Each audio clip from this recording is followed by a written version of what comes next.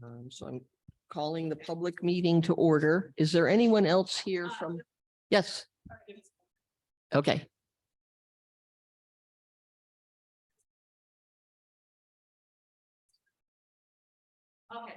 All set? Okay, this is the meeting of the Facilities Committee of the Board of Public Works. Welcome to everyone. Is there anyone here for public comment other than the Northeast crew? All right. In that case, I'd like to welcome Northeast and their teachers, and they're going to give us a presentation. So please introduce yourselves as you. Thank you. We will, I think as we come up, we'll introduce ourselves. That's what we practiced. So hello, everybody. Thank you so much for accommodating us tonight. I'm Emily Ufford. I'm a teacher at Northeast Elementary School, and I am a co-facilitator on our Student Green Team. Hello, everyone. I'm Molly Oates. I'm a co-facilitator of the Green Team at Northeast Elementary, and our colleague, Paul Ben David, is also a part of our Green Team facilitating. We'll talk more about what her group. So we got some slides up there. So we wanted to come for 3 reasons tonight. The first was for these wonderful students to share the hard work they've been doing on the Green Team with you tonight, so you can see that. And the second reason is to say thank you to facilities. We couldn't do this without you. The work that you do, our custodians, our drivers, the truck drivers at BOCES, as well as our groundskeepers. We couldn't do what the Green Team is doing and working towards having a more sustainable school at Northeast without them. And then the third reason is to specifically talk to the board about the possibility of expanding our work at Northeast and throughout the district. Right now, I believe that Northeast, Ithaca High School, and LACS are the only schools with sustainability groups. And that's something we'd like to see throughout the district. So you'll see the work the kids are doing and hopefully see that that is a good thing to do. And there is Our Green Team students are really dedicated. They come to our Green Team meeting every Thursday during the 5th grade lunchtime and during the 4th grade recess. So they're giving up time to be outside and free time to talk with friends to work on Green Team initiatives. We will have the students speak in just a minute, but we're going to go over some of the skills and things that they are doing in Green Team.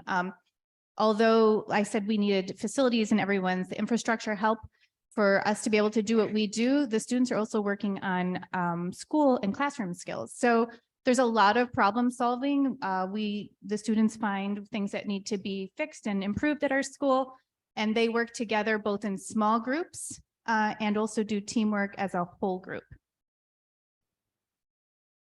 and inside and outside.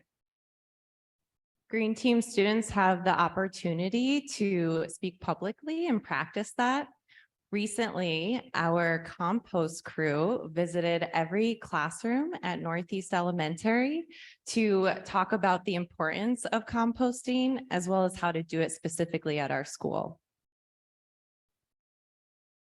The students also work on what we call public service announcements at the school. That's another way when we see something that we think needs to be improved, they're creating different things to go up around the school, and the group will talk a little bit about that later.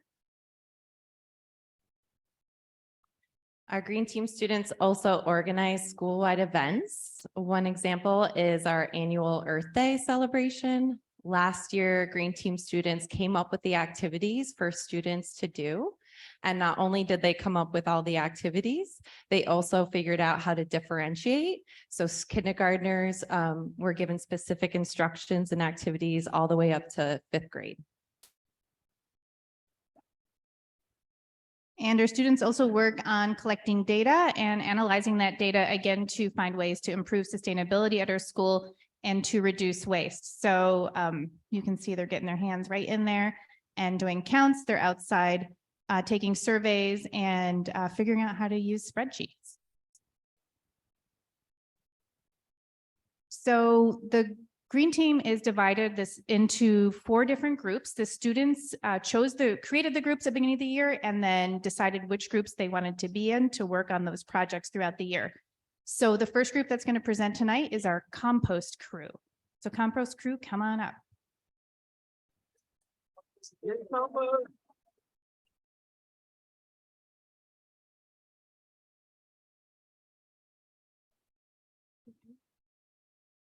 Hello, my name is Kayan Simmons, and I am from the Northeast Green Team Compost Crew. Hi, I'm Zeev Hagai from the Northeast Compost Crew. And I'm Acadia Jameson from the Northeast Compost Crew also.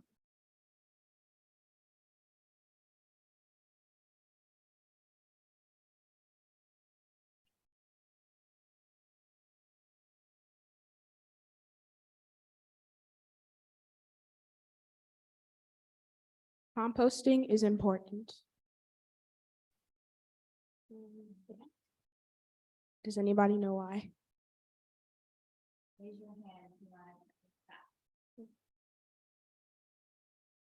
Yeah, it does. And anybody else?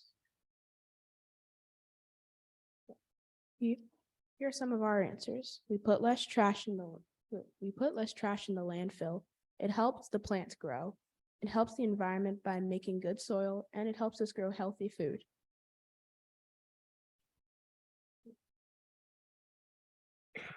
What can we put in the school compost?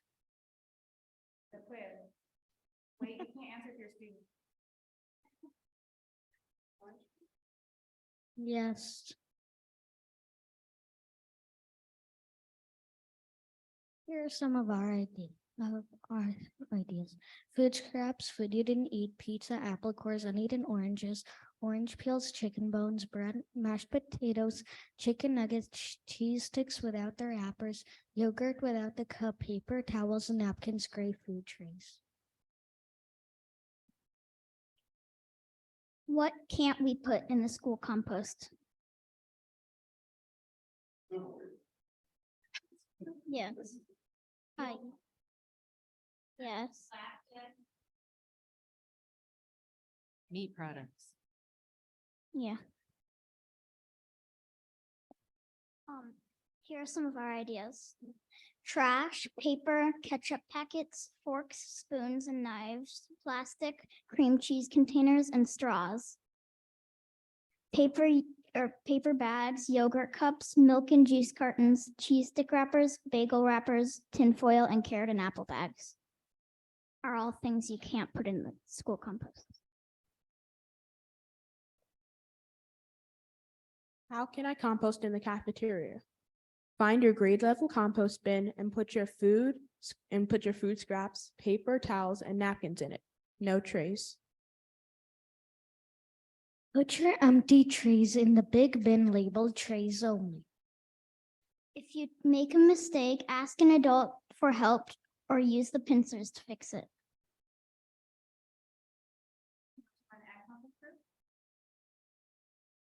Excellent.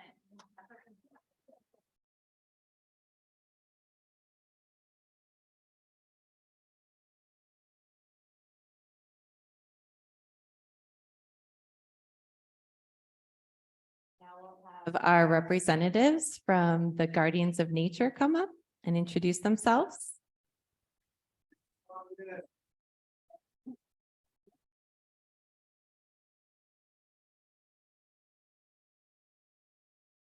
Hello, my name is Ellen Nicolin, and I'm from the Guardians. My name is Isabel, and I'm from the Guardians of Nature. In the Guardians of Nature group of Green Team, we help the school work on reducing, reusing, and recycling. With reducing, we are putting up posters to tell kids if you're not going to eat something, don't take it just to take it, and don't take silverware you're not going to use. For reusing, we encourage young children to use both sides of the paper, and if they're not going to take it home, to turn it into a paper airplane or something they can play with.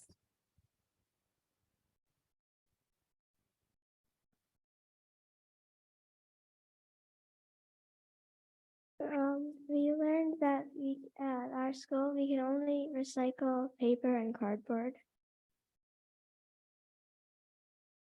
Guardians of Nature also helps by picking up trash around the school and making maps of where trash cans are, where we find trash, and where we should probably put the trash.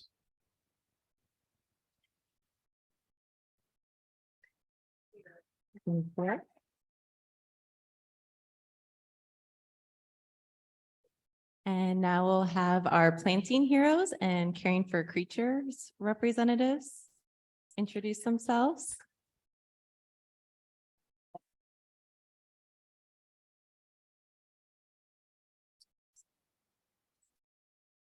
I'm Julia Pars, and I'm from Planting Heroes and Caring for Creatures. I'm Shiloh Reel, and I'm from Caring from Creatures. This year, Green Team is planning for Earth Day once again. My group has an idea to use natural materials to make beautiful art, such as stones, branches, and leaves, to make things like sculptures, statues, and pictures. At the beginning of the year, we had 3 groups: the recycling group, the composting group, and the planting group. But I thought that there should be a 4th group, one that focuses more on planting plants that would help animals, like milkweed or flowers that would help the bees when they're pollinating. At the end of the year, instead of having 3 groups, we had 4. The last one was Caring for Creatures.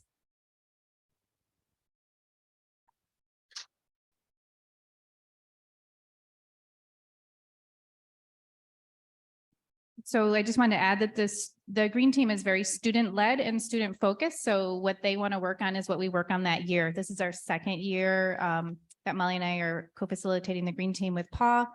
And I believe there's been green teams in the past, but this is just the 2nd year doing it with these students. Thank you for listening to our presentation. I hope that more schools will have green teams. If you have any questions, please ask them.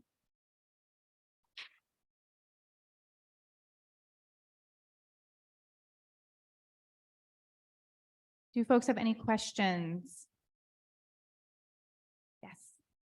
And we can get a student to answer. What grades are represented? 4th and 5th grade. And sometimes 3rd grade. 3rd grade, yeah, 3rd grade helps out in the cafeteria. They've asked to do that. They help with the younger kids and composting. So they take turns rotating through all of the 3rd grades for maybe about 5 minutes. They step out for once a month. Any other questions? Great. Thank you very much. Oh, yes. Thank you. So, it stated that the compost bin is 5 grades. Why 5 grades? It's by grade, so we know which grade is having the most trouble with the compost and which isn't.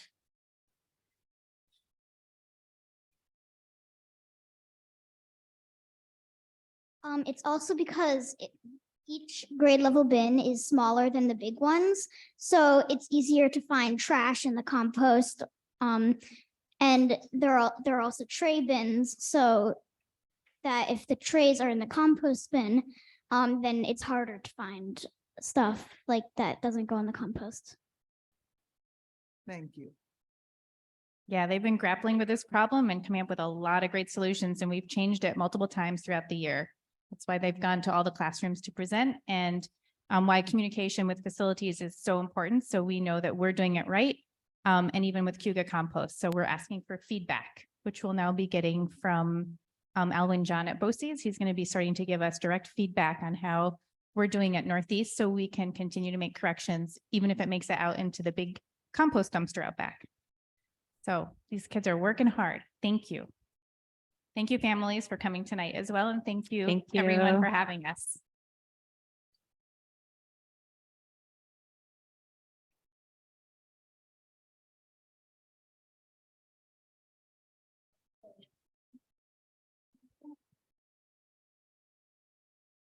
You're welcome to stay.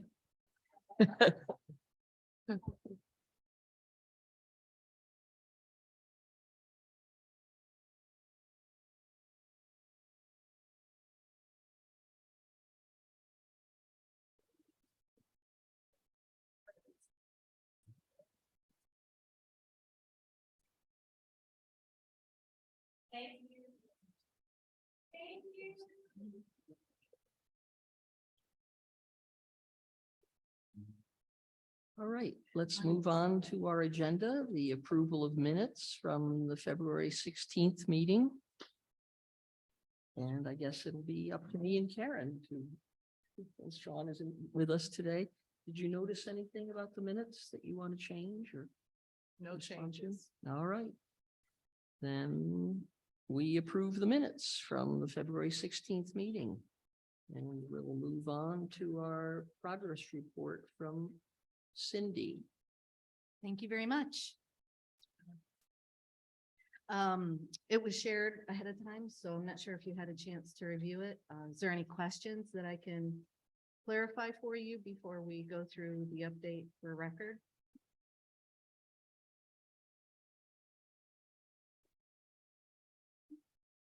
Okay. We'll go down through everything. I'll try to be as concise as possible with your full schedule tonight. So phase one, we are still working on substantially completing and close out with all the contractors. We're moving in that direction. We did get resolution on what to do with the handrails in the pool, and that work is being fabricated. Installation is expected in about a week to 2 weeks. And that should complete the concerns we had in the pool area. At the high school roof, all work there is substantially complete as well. Tetra Tech has called attention to some of the work that was not completed this year that we're calling the contractor back to complete. And we are in the process of working with the prime contractors to get their contracts closed out expeditiously. Any questions on phase one or roof? Middle school temperature control upgrades, again, all work is substantially complete. There are some open items on the commissioning report that we have the district and Tetra Tech reviewing to see if they need to be addressed, but we're not covered under the current project documents. Substantial completion inspections have been conducted for electrical and general construction trades. And we're awaiting mechanical completion of work pending the commissioning report being completed, but we need warm weather to commission the cooling side of the equipment. Any questions on the temperature control project? Okay, the meat of where we are today. Phase two, at Enfield, we've had no new work occur since the last report. Work is scheduled to start there in May on second shift to start removal and reinstallation of new unit ventilators in the classrooms of the A wing down the hall from the gym, not the long hall, but the short hall. After that, that completes sometime in June, and we'll move right into the next areas as school adjourns for the summer. Additional work up there for this summer is removing the fuel oil tank to prepare for the geothermal equipment and tie-ins, as well as a new service to support that geothermal equipment and service, as the current service will not support that. A lot of work to happen at Enfield this summer. LACS, bless you. LACS, the toilet rooms on the second floor are mainly complete. The only thing remaining at this point is fire alarm devices, permanent installation, as the electrician has not been able to procure them at this time. The main entry addition has had the roof main area installed. They do still have detailing and edge metal to do. Interior work has proceeded this last month with drywall, paint, ceilings, carpet in the principal's office, and flooring in the receiving area. Carpet at the vestibule will be one of the last things we install to try to keep as much foot traffic and dirt out of it until we turn the spaces over. Site lighting at the south side of the school was completed as well over the February break. So now all site lighting is installed and functioning at LACS. There was a question at some point about a light pollution issue or a possible light. Was that resolved, or is that still At this time, my understanding is the district has had no further complaints with the new lights going in from that neighbor. Okay. So we think at this We're going with point, no news is good news. Yeah. Okay. any questions about LACF? All right, DeWitt Middle School, the toilet rooms, again, have some fire alarm devices, permanent installation that are pending receipt of the devices. They also have, new heaters, as we've reported throughout the course of construction after COVID, mechanical equipment is just atrociously long lead. They've been ordered, the contractor's awaiting delivery for installation at this time. But the doors are kept open at the request of the principal up there in multi-seat unit toilet rooms, which is where these heaters are needed. So there is transfer of heat by virtue of an open door. So they are not cold spaces. The auditorium work has continued. Stage rigging has been installed at the stage. Stage flooring has started installation. We have about a week left on that work.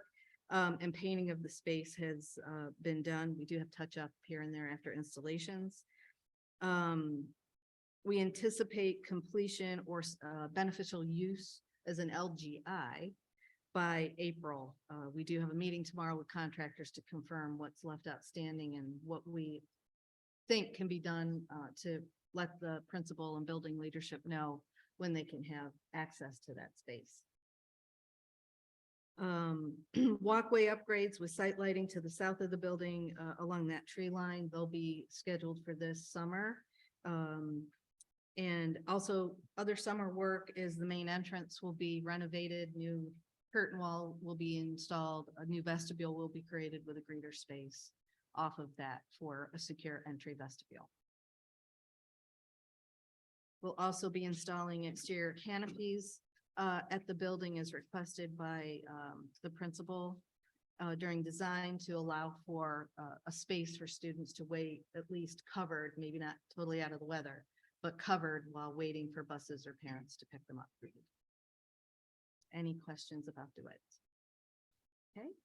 At South Hill, the steel erection is complete for the addition, except for the canopy steel, which will be on the new landing that is yet to be installed. That's all part of the site work that will be done in front of the building.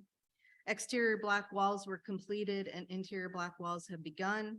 Metal studs have been started in the addition area and drywall installation has proceeded in the renovation areas. Work at the new entrance, main office, nurse's office will be continuing throughout the school year, as we know. Work is running behind. We are working with the GC to get a recovery schedule to improve on that. And building leadership, Perry has been made aware and is planning for the delay of the construction. And we're in contact with him constantly, so he's fully aware of what's going on. Future work for the summer, the north parking lot will be repaved. This will include top coat of the parking lot that was installed last summer. So we'll have a smooth, cohesive finish. Walkways along the north and south faces of the building will be done, and the stoops that are at each doorway will be removed with ramps in lieu of the step installed for access to those individual spaces. The current main office and nurse's office spaces will be renovated to become a large classroom multi-purpose space. And the site lighting will be completed in the north parking lot. And the south parking lot lighting that you see standing will be energized as well. They all feed from the building. So until the current parking lot lighting is upgraded, we couldn't energize the further out new parking lot. Any questions about South Hill? At the high school, we've reported previously that the Area G toilet rooms were taken early in December. They were scheduled to start in February at break. We're hoping that we can still get them ready for turnover, at least the first floor ones by April break. And be able to complete the upper floor ones by the end of April break. However, we do need to coordinate with building leadership at the high school to determine if we can take the first floor H early, if we give them first floor G, so that they aren't out any spaces. They would have the same amount of seats in other words. Tile is just running behind, as we've seen throughout construction. That's one of the subcontractor trades that we struggle with manpower all the time on. So we're doing what we can to try to expedite that, but at this point, it'll be iffy if the second floor is ready. So we'll be working with Jason and Martha to determine what their comfort level is for that and make a plan accordingly. Any other questions about the high school? Upcoming work, Phase 3A.1, which is the Enfield roof replacement. We did rebid that work and accepted bids from Hale Roofing. At your meeting on Tuesday night, you'll have a letter of recommendation and a recommendation for award to them so that we can get that work going. However, initially when we bid that, the work was scheduled for this year. This proposal and pricing is for next year. Good news is it's 1 year later, but it's less money than it was for this year. So it was a good thing to postpone that work by a year. Material pricing is coming down.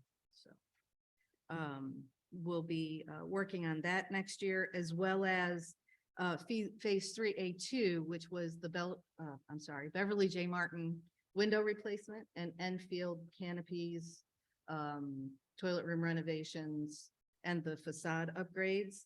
We took bids for that at the end of February. Pricing came in substantially higher than the budget, so those were not accepted. And we will be incorporating that work into a bid this fall for Phase 3B1, which is the STEM and high school mechanical upgrade first phase. By the time we resolved that the budget was exceeded, to rebid that work for installation this year, we felt was not a feasible option, as the pricing we received a month earlier was already over budget. And the closer you get to summer, the closer or the harder it is to get contractors to bid. Their schedules are filled up. They don't have the manpower. And so we had very poor participation because of the timing. And so we feel that moving that to the fall is a better time frame to bid. Contractors, estimating departments are less busy at that time. They're looking to fill their schedules for the following summer, and we feel that the district will see a benefit by postponing that rebid. Any questions? I'm pleased to hear that materials prices are actually going down. I never would have thought that that would happen. Right. It's pretty amazing. Deliveries are not improving, but pricing is. Okay, Thank you. yeah. Any questions in the audience? All right, thank you, Cindy. Next, we have, where are we? Yes, we have Heather giving us a report, facilities update. Hey, Jill, while she's coming down, I'll just add that we just opened bids for a capital reserve project at Northeast Elementary School and had at least one number that we think we can probably work with. So that project looks like it'll be moving forward as well. Is that for the retaining wall or what is, Yes. okay, great. Yes. So we just came straight from that right over here. So Nice. it's hot off the presses.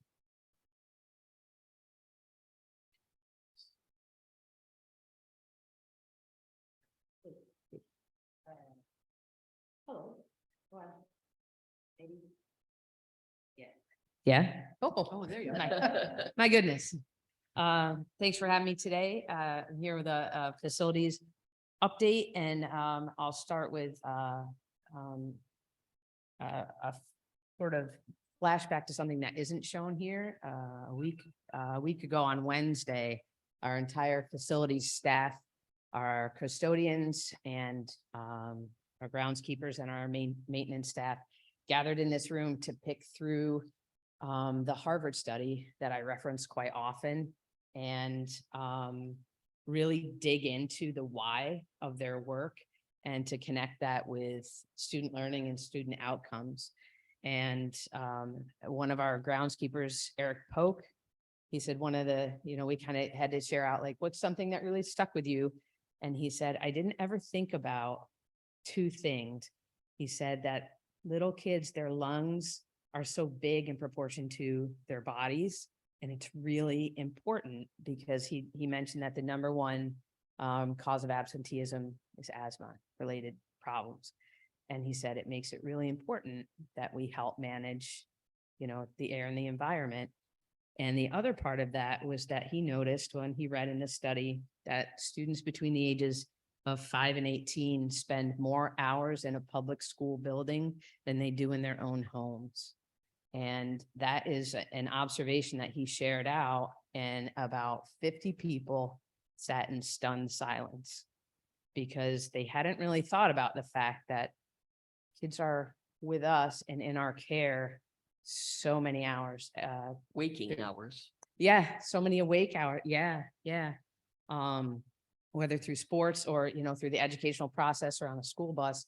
And it really just kind of hit home with everybody. And so I wanted to elevate that little memory. And then just to share out some highlights, we'll start in the bottom left. And I have to, who are the cheater readers here? There's a new banner at Northeast, and that is to honor the life of Barbara Capucci. And that is part of the Family Reading Partnership. And when our staff hung that last week, Marissa Dunham texted me a picture and said, what a beautiful tribute to a beautiful educator in this community. And she said, this is so pretty. And, kids were coming out to look at it. And, it highlights our connection with our community, but also the ways that we honor folks. To my knowledge, I think she used to work in the district. I don't know for sure. Is that accurate? Yeah. So she is a former Ithaca employee. So not only does it look good, it brings honor and highlights of the Family Reading Partnership. In the lightning bolt picture, we have Jaime and Marissa, and they are in the J crossover area at the high school. And as the board is aware, we've had some combined issues and struggles. And the person that you don't see in the picture is Jeremy Bancroft. He works for the IT. So the IT end of it, like we're really trying to figure out how our card readers and how our doors and safety can increase there. And so that was kind of a meeting on the minds, taking parts apart, remaking some doors, shifting some installed parts to make sure that when you tug on a door, it doesn't pop open for you. And, that when the card readers don't work, what can we do on our end to support our IT staff? I'm going to skip above that. We had a recent storm event, as you're aware, and what has become normal practice now for our facilities staff is to gather before an impending storm with custodial, grounds, and maintenance, and make a plan to digitally monitor all the buildings, temperatures, and spaces, physically monitor them all. So we have folks that on days when we are closed, they come in and they walk and they check on every single room to make sure that there's nothing leaking or smelling or what have you. We do an exterior check all the windows, and we clear all the snow that we can. And that has become a standard practice now, that everything's lined up, gassed up, the salters are filled. Our ground staff that clears snow, they begin their day. They are boots on the ground at 3 a.m. on those days. And they work a solid 12, including multiple trips to Tompkins County where they pick up our salt. So it's a long and difficult process, but getting the knack of making sure that our schools are safe and accessible. The last picture is super boring. I got that on my phone last night. That is our boiler at BJM. And I'm happy because it is evidence that it's working correctly. I got a text message from our ITA acting president, and she said, I'm not sure what's happening with BJM heat, but I'm getting some feedback. So we reached out, we checked it online. We said, well, online, it looks like 71 degrees, but we all know that sometimes online is not real life. So we went down and checked it out in person, took a picture, said, no, we're verified, it's up and running. Thanks in part to our help from Amanda and Sydney with making sure that those things stay running. They helped with the financial part that under on the right, you can't see it.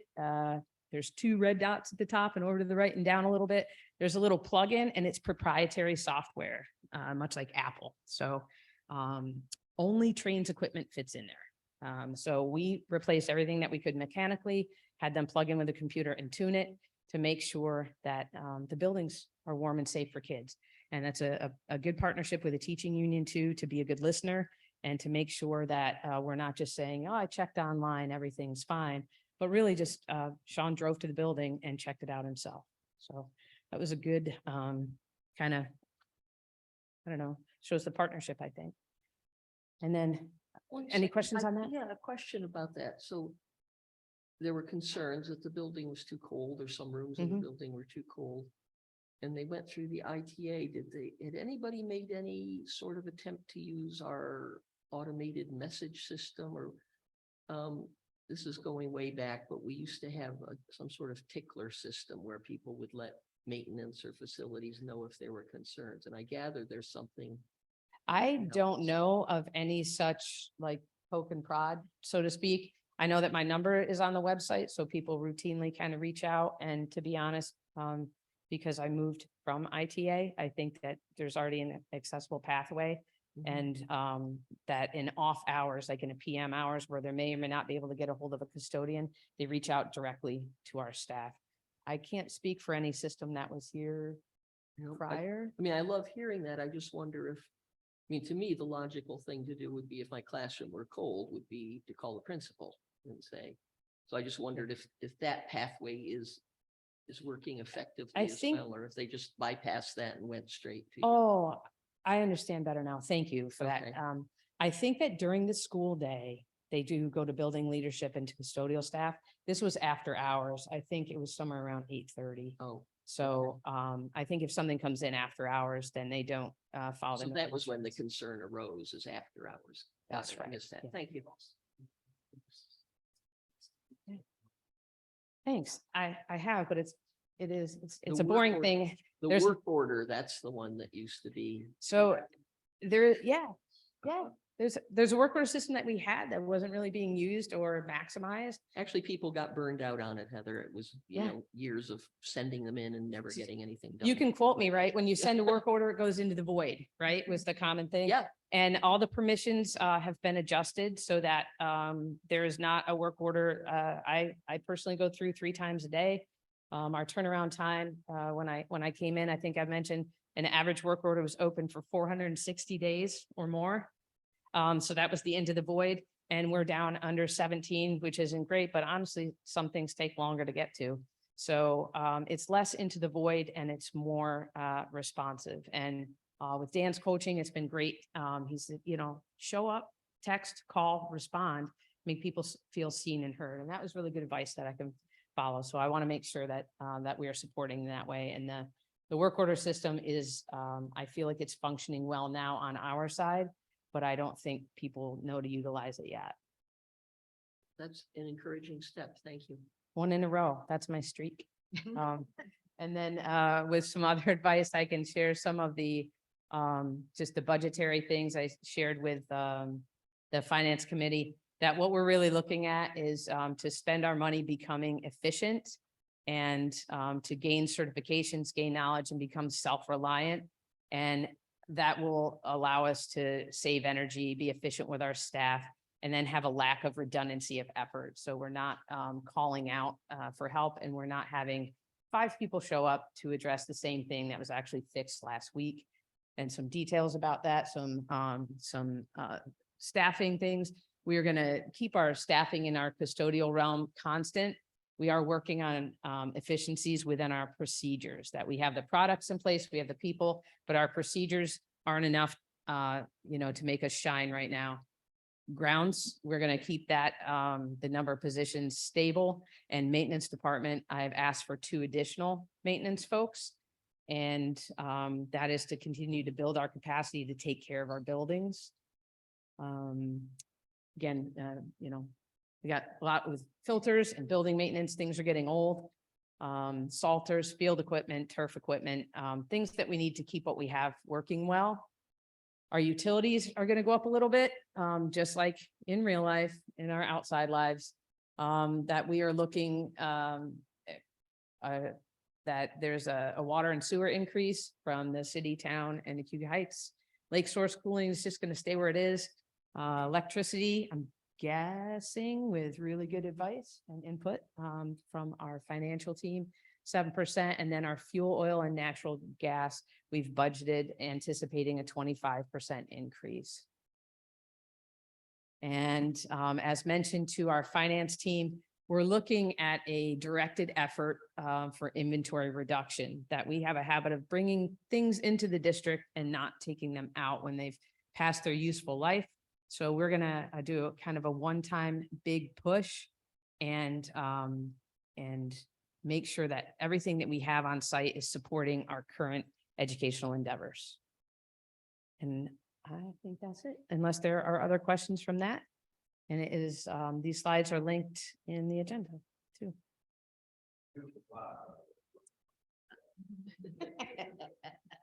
You recognize that? Thank you. Any questions at this point? Nope. All right, very nice.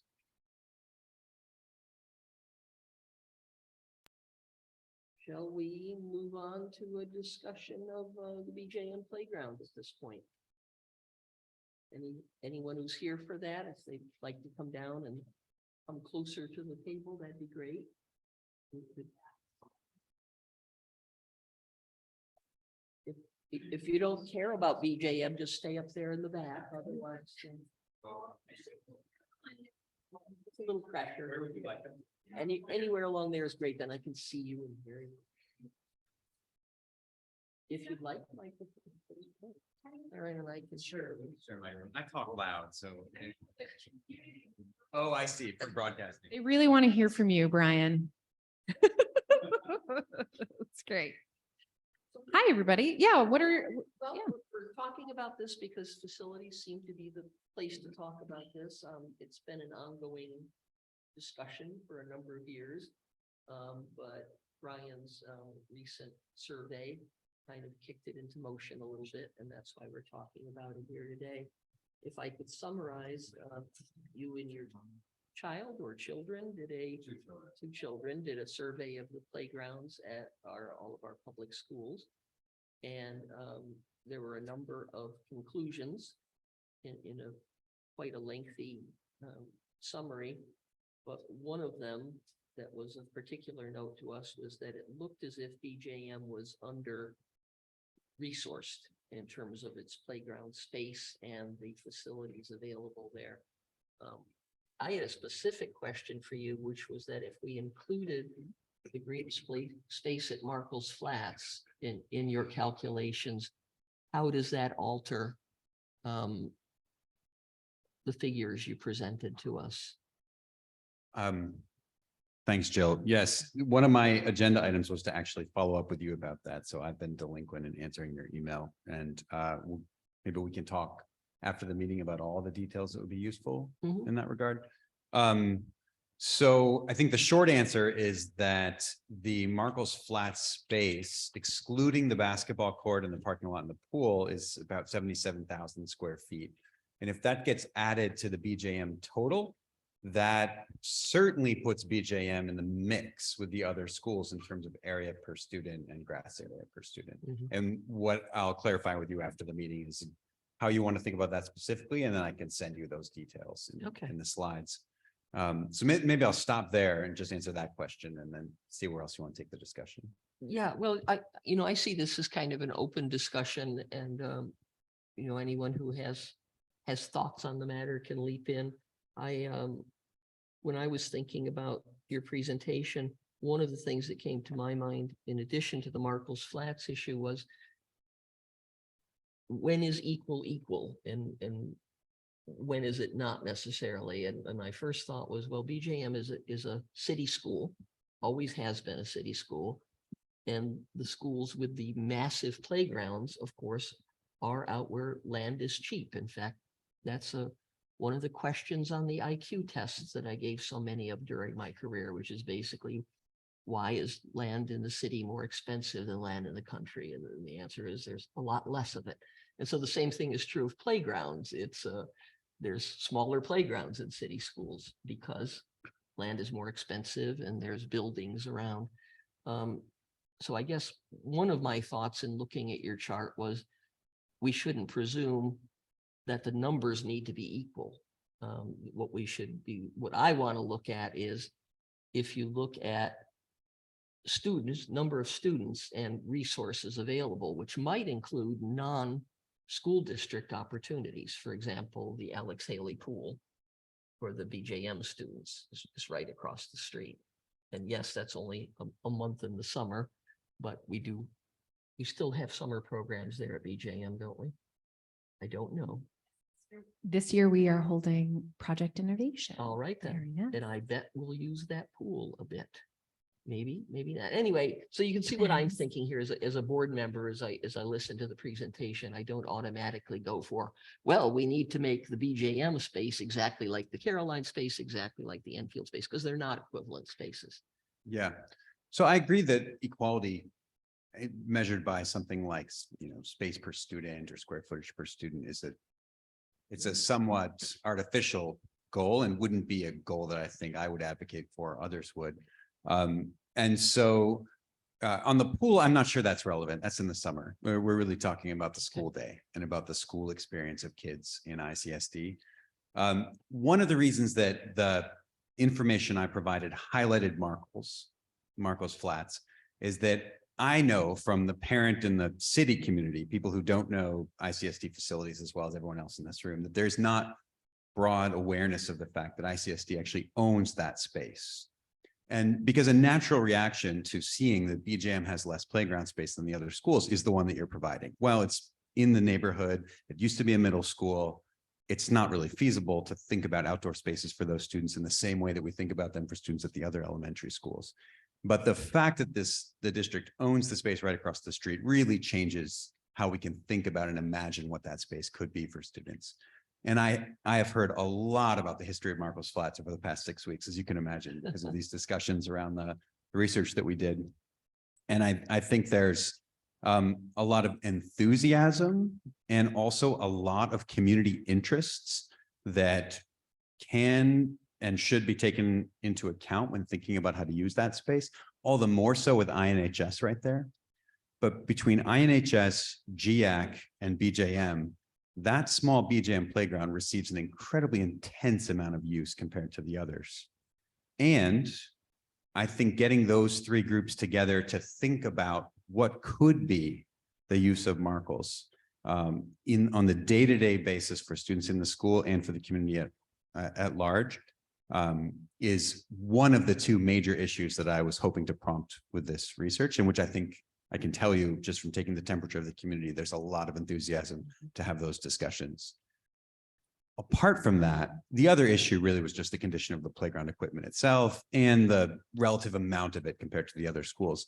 And just to give you some context, I mean, BJM teachers, they rotate, they make sure that they're not on the playground at the same time because the equipment is so overloaded if there's too many classes out there.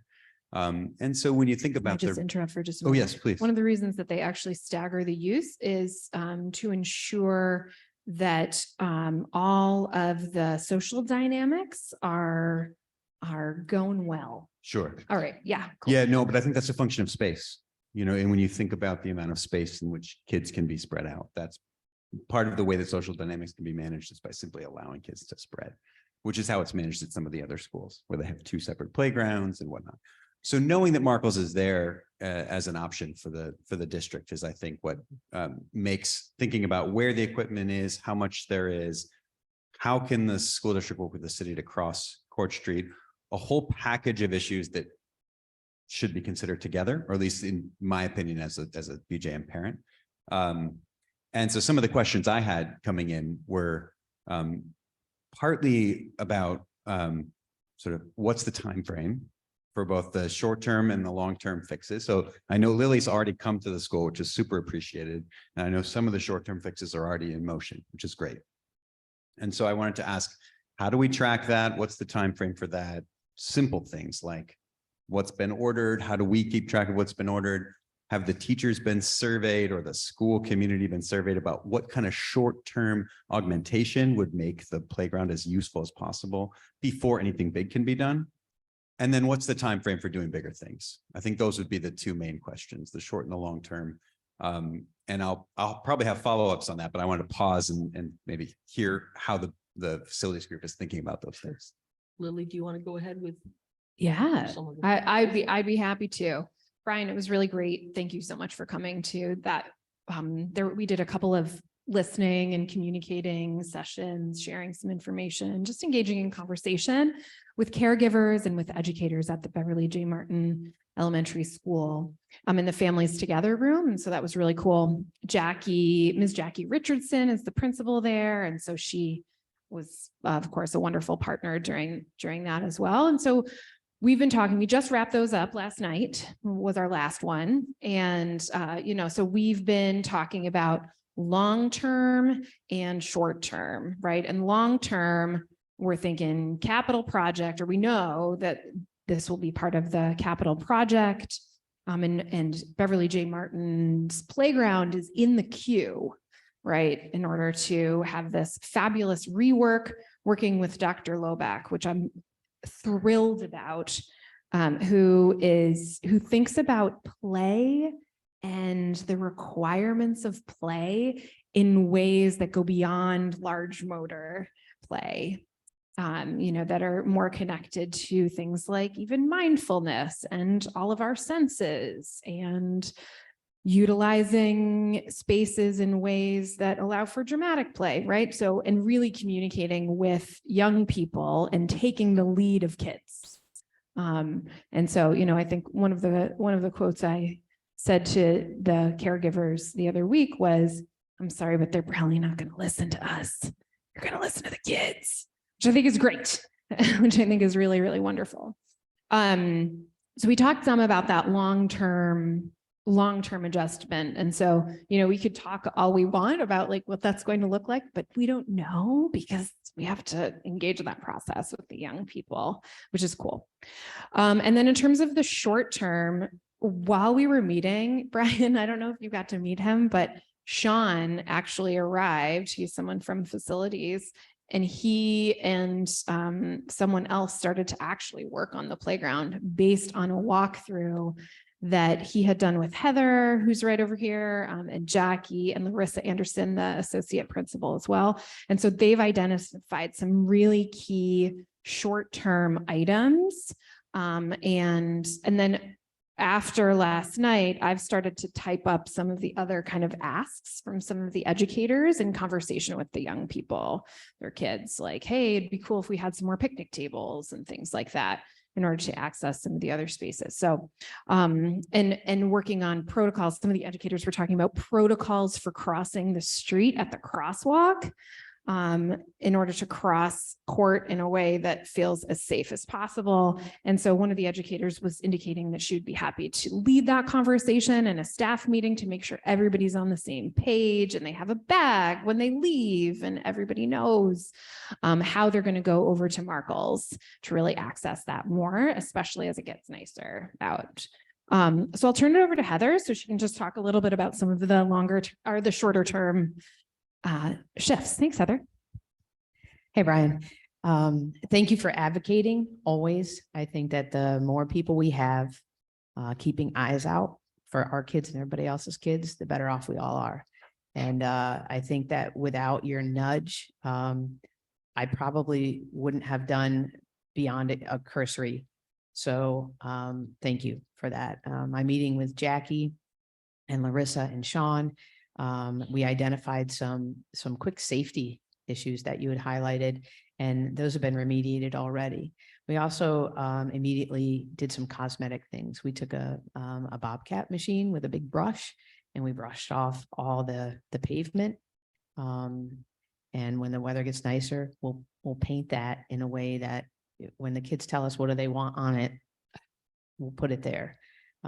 We also raked out all of the wood chips, and then we'll add to that. So not just aesthetics, but safety. Kids are on swings and then they dig a hole with their feet because they're kids. And then, we put some of that stuff back. So the immediate thing that we have in motion right now is, and Cindy, I'm looking at Cindy because we have some partners in this, but we're trying to locate replacements for some of the items were in such a state of disrepair that they needed to be removed for safety. We also talked with Jackie and Larissa, and there are things they just didn't want there, and we took that stuff away too. So we're looking for some replacement parts and some alternates. We also attended a groundskeeping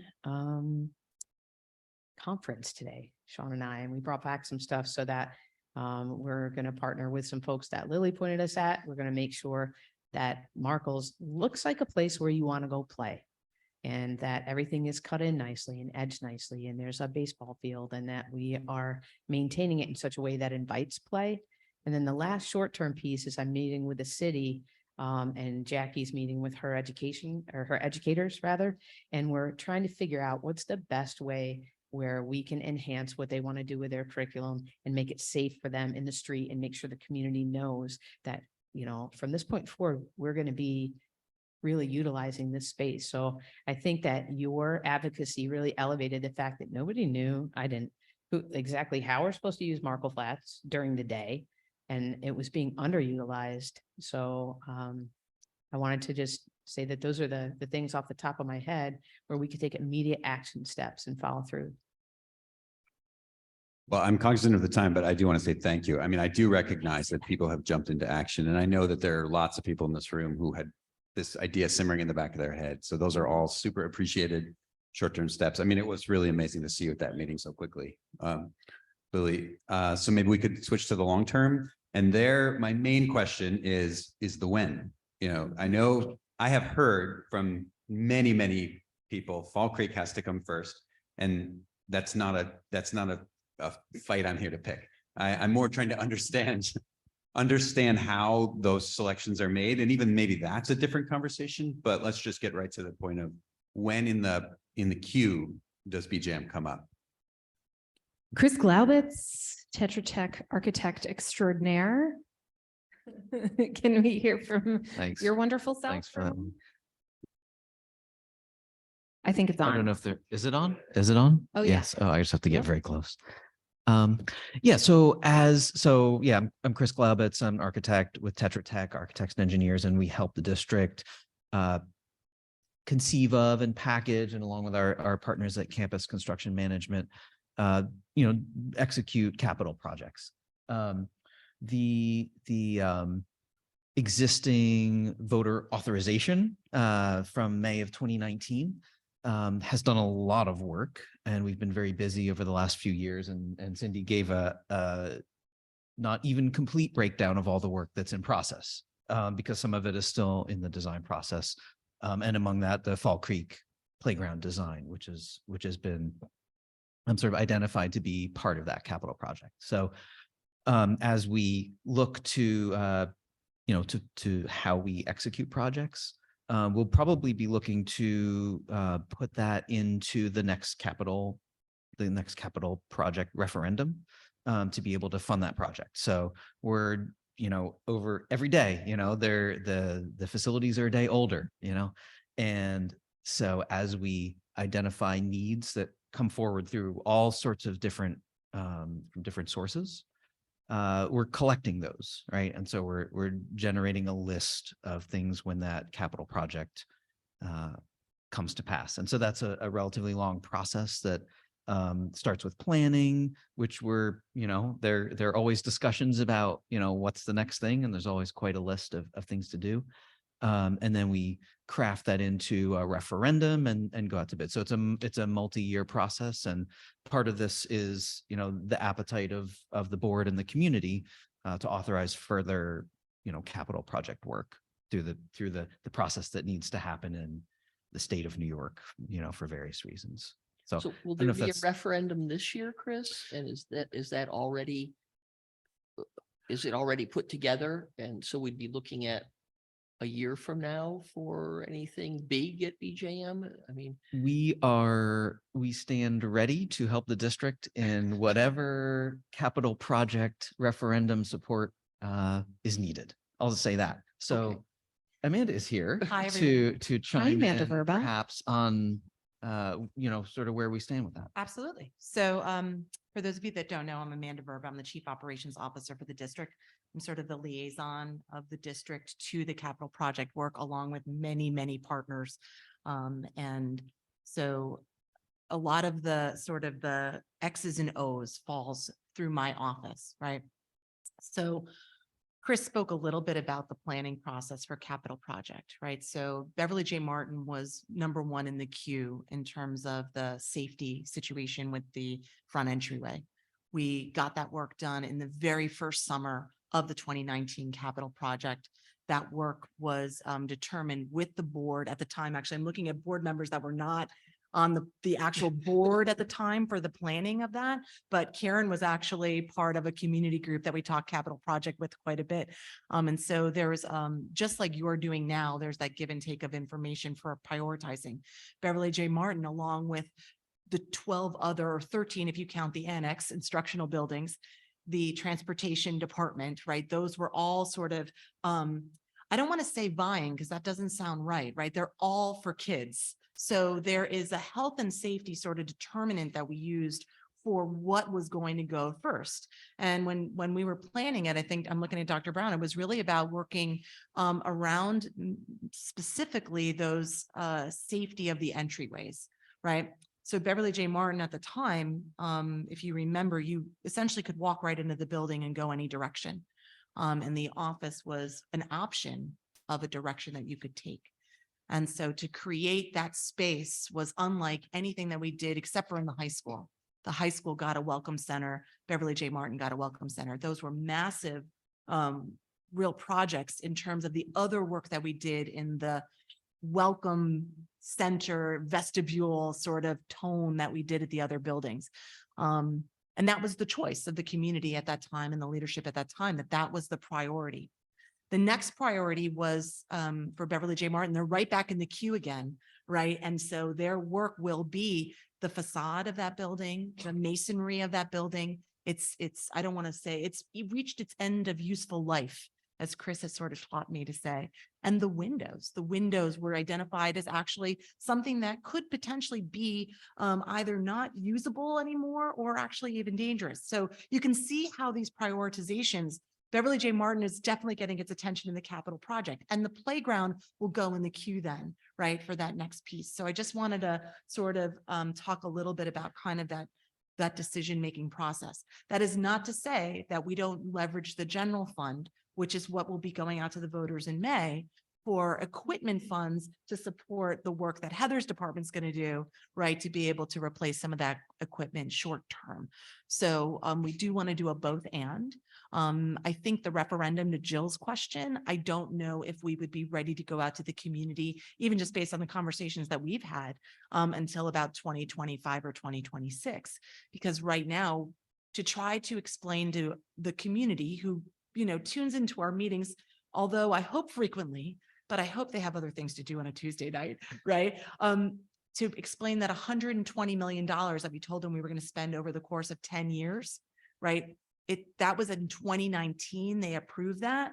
It's going to already be challenging to explain in 2025 or 2026 that we're going to go back out for another, millions of dollars to continue our debt service lines, to get principal and interest payments, to sustain, 1 million square feet of just instructional space inside the buildings, and then let alone acres and acres and acres of outside the building. So that's that balance, that dance that we do with the public and the taxpayers to sort of say, like, they're seeing all this work being done. We also had a pandemic in there, but we continued, we did it. I think 2025 is the soonest. And again, we can take this back to the exec team and talk further about pushing that timeline further, but that's the factors that are at play with the decision making around this. Not to say that short-term work cannot be done. So 2025 would be for funding for something that's been studied. We keep mentioning Dr. Loback that we would be gotten a lot of community meetings, a lot of ideas, and started to put them together to come up with some priorities. But in the short term, meaning ongoing right now, there's a lot of stuff happening. And that's the safety issues, ordering some new equipment, some replacement equipment.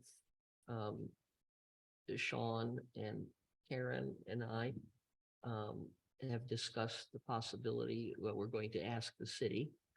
I want the board to formally ask the city to do a traffic study for a mid-block crossing, which is something that Sean Eversley Bradwell has been talking about for some time. So the short-term things could have major impact, I think, on the experience for people there at Beverly J. Martin. And I think we would all agree that we don't want to rush headlong into spending a great deal of money until it's been very carefully looked at as far as playground design. But replacing old or inadequate structures, opening up Markle's Flats are pretty easy things to do. Go ahead. If I could just react quickly, thank you for that context. And, I want to just say that when we put together those slides, the wording was chosen very carefully. I didn't want to make it, the word, and at no point do we want to imply that BJM had been neglected, because we understand there's other priorities. There's some of the things you've just listed that are important. And that is genuinely how I feel, just speaking for myself. I think it's fantastic to have that conversation with the city. I also peppered the city with the study and had quite a warm reaction from members of the Common Council. I haven't made it to the city engineer's office yet, but that's coming next. So I do think that would make a big difference. It comes up a lot within the BJM community. We could get a raised crosswalk, and not raised, but just a elevated bump, and one of those buttons to push that makes a blinking light that tells a car there are kids crossing right here. That has come up from many parents, teachers, other people that I've spoken to about this issue. And then the last thing is, Amanda, I'm latching on to your very last sentence, which was, I could talk to the leadership about maybe doing that sooner. That's where I'll put my energy, but I understand there's other things in the priority list as well. And so I look forward to talking more. Other thoughts? No? Dr. Brown? No? All right, then, to be continued. Thanks a lot for doing Thank this. you.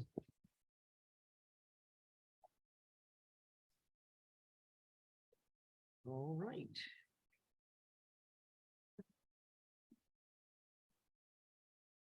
What is outstanding here? I think do we have more discussion of upcoming budget, or did you sort of meld that into your earlier presentation, Heather?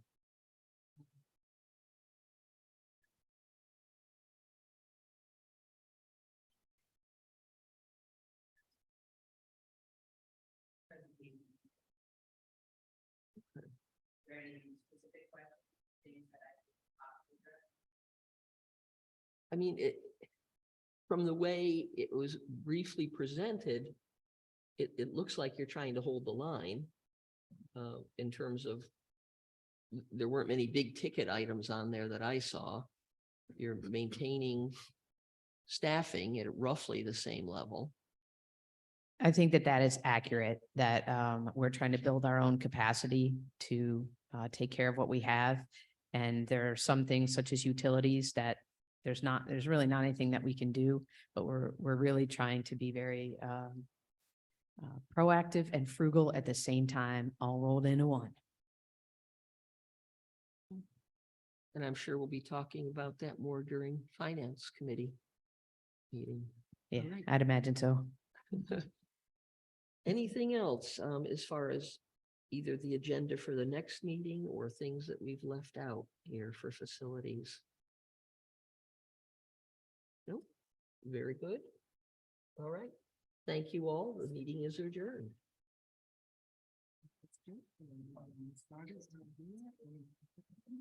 Yep.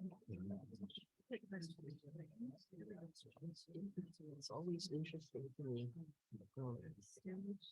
how green gets translated into composting instead of, I mean, there's just so many opportunities there. It's like